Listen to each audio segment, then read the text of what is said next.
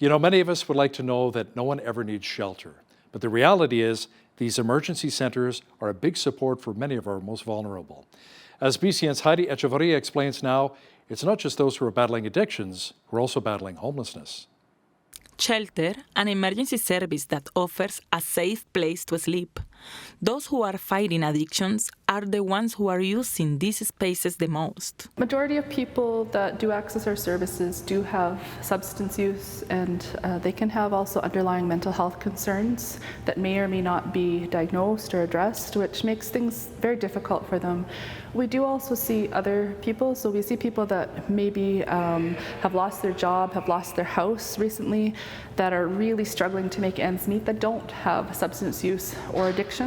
Why are so many people homeless? The opioid crisis that was declared in 2014, so that really sped up the need for shelter services just because there was a lot of substance use and addictions that were contributing to people losing their jobs, losing their homes, not being able to connect anymore with their family, not being able to connect anymore with their community. In addition to the economy and the cost of living these days, it's very difficult for people who are making minimum wage, who are working a few jobs, maybe just struggling a little bit, and then something happens and they find themselves unhoused or out of work, that type of thing.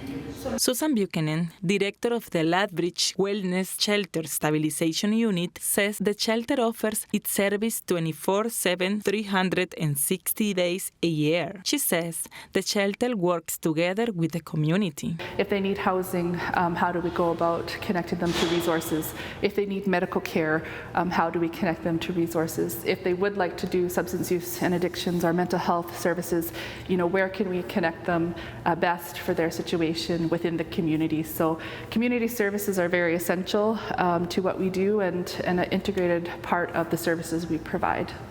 The Interfaith Food Bank and Soup Kitchen are also on the list. The Alberta government and the city of Lethbridge are also helping out, approving $5.4 million to offer better services. This shelter will almost double the capacity of the shelter capacity that we have here in Lethbridge.